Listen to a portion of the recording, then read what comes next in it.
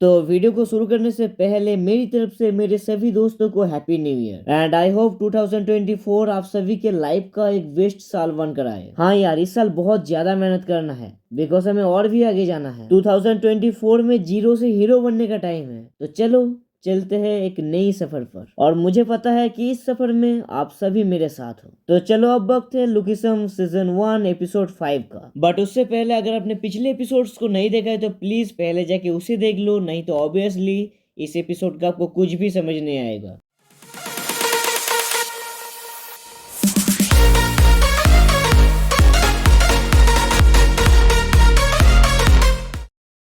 तो वीडियो के स्टार्टिंग में हमें पार्क जो को दिखाया जाता है, जो कि बहुत ही स्टाइल से स्कूल पर एंट्री लेता है। उसके इंपोर्टेड ग्लास, इंपोर्टेड रिंग्स और इंपोर्टेड शूज को देखकर लोगों को लगता है कि वो शायद बहुत ही ज्यादा अमीर फैमिली से बिलोंग करता है। पर सच बात तो यह है कि साले सभी के सभी चीजों को चोर बाजार से खरीद के लाया है। पर तभी पार्क जो के सामने जिनसोंग और उसके चेले आ जाता है, और पार्क जो को इस वजह से धमकाने लगता है क्योंकि वो जिनसोंग जैसा शूज पहन के आया है। पर यार देख के ऐसा लगता है कि जिनसोंग अभी बहुत ज्यादा सुधर गया है, वो किसी पर भी अभी हाथ नहीं उठाता है। और इसी वजह से उसके दोस्त उसे चिढ़ाने भी लग जाता है कि जिनसोंग अभी ठंडा क्यों पड़ गया है। असल में यार बात यह है कि मीजे को लड़ाई झगड़ा पसंद नहीं है, इसीलिए ली जिनसोंग अभी से सुधरने की कोशिश कर रहा है। और यार हो सकता है कि जिनसोंग लड़ाई झगड़ा करता है पर वो दिल का उतना भी बुरा नहीं है, मतलब मीजे से बहुत ज्यादा प्यार करता है। पार्क जो जब क्लासरूम पर एंट्री लेता है तो सभी के सभी थोड़ा हैरान हो जाता है। पार्क जो को लगता है कि उसे देखकर सभी लोग हैरान है, पर असल में होक जेओल को देखकर सभी लोग हैरान है। होक जेओल की वॉच, शूज, रिंग्स, बैग सभी के सभी लिमिटेड एडिशन के हैं। होक जेओल के फैशन सेंस तो अच्छा है ही, उसके साथ वो इतनी महंगी महंगी चीजें पहनता है कि कोई इसके बारे में सोच भी नहीं सकता। जी हाँ दोस्तों, होक जेओल बहुत ही ज्यादा अमीर है। पर तभी उसी टाइम पर एंट्री होता है योंगसुक का, और योंगसुक के सिंपल लुक से ही लड़की एकदम फिदा है। और यार तुमको तो पता ही है कि कोई ना कोई तो होता है जो एक दूसरे को देखकर जलता है, और इसी तरीके से योंगसुक का कुछ स्कूलमेट्स उसकी फैशन को फरकता है। वो लोग कहते हैं कि मान लिया योंगसुक का लुक्स बहुत ही ज्यादा अच्छा है, पर वो हर दिन वही सेम गंदे शूज पहनकर आता है और वही पुराना सड़ा हुआ बैग, और उसका ड्रेसिंग सेंस भी उतना अच्छा नहीं है। वो लोग कहते हैं कि शायद बेचारा गरीब होगा, और हाँ ये बात सच भी है। देन हमें इधर भास्को भाई के पूरे गैंग को दिखाया जाता है जो कि पार्क बाम जी के इर्द गिर्द घिरे हुए हैं। उन सभी के मन में एक ही सवाल है कि भास्को भाई कहाँ है, और उन लोगों को ये भी पता है कि भास्को भाई योंगसुक के साथ लड़ाई में हार गया था। और इधर पार्क बाम जी को भी कुछ पता नहीं है कि भास्को भाई अभी किधर है, बट तभी उसको एक मैसेज आता है जहाँ पर लिखा हुआ होता है कि मेरे और योंगसुक के लड़ाई के बारे में किसी को भी कुछ भी पता नहीं होना चाहिए, और मैं जल्दी स्कूल वापस आऊंगा, अभी मैं कुछ बड़ा प्लान कर रहा हूँ। और सिर्फ इसे ही सुनकर उसके सभी गैंग्स के लड़के खुश हो जाते हैं। देन हमें इधर और एक योंगसुक जैसा एक लड़के को दिखाया जाता है, मतलब उसके ओरिजिनल बॉडी के जैसा, जिसको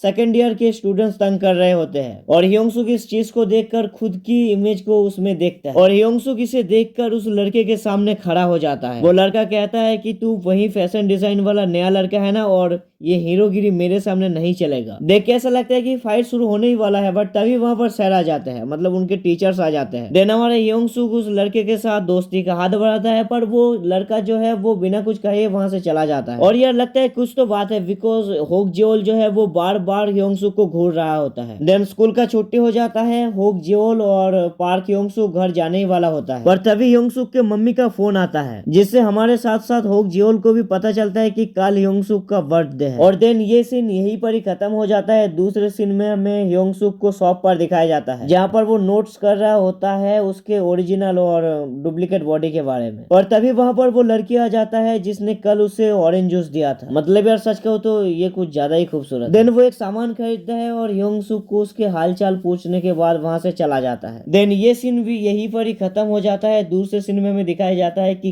कल जिस लड़के को मार रहा था उसके साथ योंगसुक खाना खा रहा होता है। तो वो लड़का योंगसुक को कहता है कि तुम हमारे साथ खाना मत खाओ, बिकॉज हम तुम्हारे तरह स्कूल में फेमस नहीं है, तो अगर तुम हमारे साथ रहोगे तो लोग हमें थोड़ा अजीब समझेंगे। और हाँ यार सच में कुछ ऐसा ही हो रहा होता है, सब लोग उस लड़के को नीचा दिखा रहा होता है। वो लड़का कहता है कि तुम हमारे साथ क्यों बैठे हो, मुझे असली वजह जानना करना है। योंगसुक कहता है असल में मुझे तुम्हारे साथ दोस्ती करनी है, पर वो लड़का इसे सुनकर थोड़ा हैरान हो जाता है। वो कहता है कि तुम हमारे साथ क्यों दोस्ती करना चाहते हो? बट यार हमें तो पता है कि योंगसुक उसके साथ क्यों दोस्ती करना चाहता है, बिकॉज योंगसुक का ओरिजिनल बॉडी बिल्कुल ऐसा ही है। मतलब कि यार योंगसुक अपने साथ इसको एकदम रिलेट कर लिया है। और यार ये सच भी है, क्योंकि हम भी उसी के साथ दोस्ती करते हैं जो हमारे रिलेटेबल है। मतलब यार हम भी जिनके सोच हमारे रिलेटेबल हो या फिर मतलब जिनके साथ हम कंफर्टेबल हो उन्हीं के साथ हम दोस्ती करते हैं। और ये तो एकदम आम बात है कि योंगसुक उसके साथ दोस्ती करना चाहता है, बिकॉज वो भी कुछ ऐसा ही है। पर उस नए लड़के के साथ साथ और भी कई चूतियों को ऐसा लगता है कि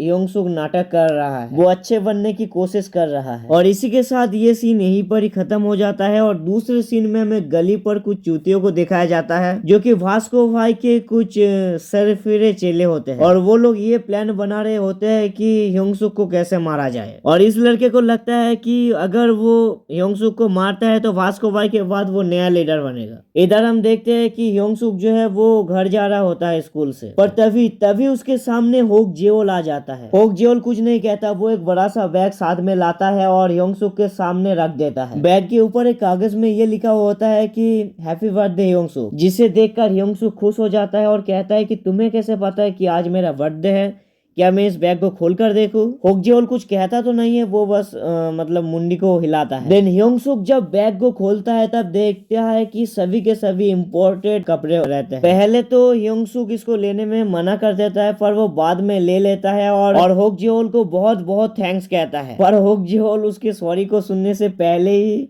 कार लेकर वहां से चला जाता है। मतलब यार इससे हमें ये पता चलता है कि होकजेओल बहुत ही ज्यादा अच्छा लड़का है। और सिर्फ यही नहीं, योंगसुक ये देखता है कि कार जहाँ पर खड़ा था उसके पीछे और भी ज्यादा बैग है। और देन हमें इधर उस वास्को भाई की उन चूतियों चेले को भी दिखाया जाता है। देख के ऐसा लगता है कि उनको कोई बुरी तरीके से पीटा है। देन हमें पता चलता है कि उन्हें और कोई नहीं पीटा बल्कि होकजेओल ने पीटा है। देन हमें योंगसुक को दिखाया जाता है उसके घर पर, जहाँ पर वो उन सभी ड्रेसेस को पैक कर रहा होता है, मतलब सभी ड्रेसेस को फोल्ड करके अच्छी तरीके से रख रहा होता है। और योंगसुक ये देखता है कि सभी के सभी ब्रांडेड कपड़े हैं। वो ये सोचता है कि होकजेओल तो सच में बहुत ही अच्छा लड़का है। और यार सच में अगर कोई इतना कॉस्टली गिफ्ट अगर किसी को देता है तो वो ऑब्वियसली उसके बारे में अच्छा ही सोचेगा। मतलब हाँ यार मुझे बुरा मत समझना, बट अगर कोई तुमको इतना महंगा गिफ्ट देगा तो तुम भी ऑब्वियसली उसके बारे में अच्छा ही सोचो। और होकजेओल सच में एक अच्छा लड़का है, जो कि तुम्हें बाद में पता चल जाएगा। और सिर्फ यही नहीं, योंगसुक को तो वो रिंग्स भी देता है, मतलब वो जो पहनता है वो। और योंगसुक के ओरिजिनल बॉडी के हाथ इतने मोटे मोटे हैं कि वो घुसता ही नहीं उसके उंगली के बीच, इसलिए वो अपनी दूसरे बॉडी को कहता है कि तुम इसे पहन लेना। उसके बाद अगले दिन स्कूल पर हमें उन चूते स्कूलमेट को दिखाया जाता है। वो लोग योंगसुक के बारे में एक प्लान बना रहा होता है कि जब भी योंगसुक स्कूल पर एंट्री लेगा तभी हम उसके कपड़ों के ऊपर सवाल करेंगे कि वो कौन सा ब्रांड पहना हुआ है। मतलब तो समझ रहे हो कि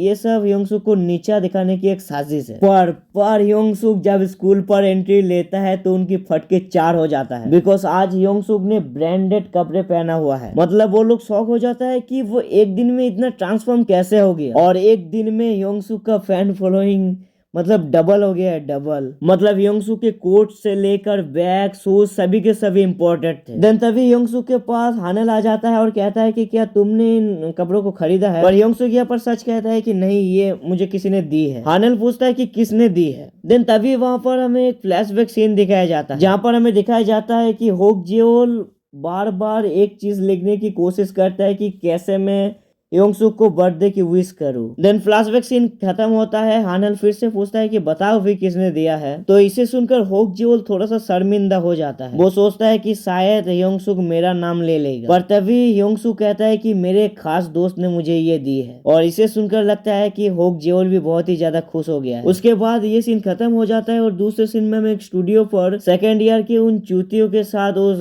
मतलब योंगसुक के उस नए दोस्त को भी दिखाया जाता है। तो देख के ऐसा लगता है कि ये लोग म्यूजिक क्लासेस में है और ये लोग अभी यहाँ पर ऑडिशन देने के लिए आए हैं, और जहाँ पर वो मोटा सा लड़का गानों का लिरिक्स लिख रहा होता है। और यार देख के ऐसा लगता है कि ये बंदा थोड़ा टैलेंटेड तो है। और इसी के साथ ये सीन भी खत्म कर दिया जाता है और दूसरे सीन में हमें देखने को मिलता है कि योंगसुक खाना पका रहा होता है। और उसके साथ ये एपिसोड यहीं पर ही खत्म हो जाता है। तो एपिसोड 6 के अंदर आप लोगों को एक नया ट्विस्ट देखने को मिलेगा, क्योंकि अब से ये एनिमे एक नया मोड़ लेने वाला है। तो यार मिलते हैं एपिसोड 6 के अंदर, तब तक के लिए बाय।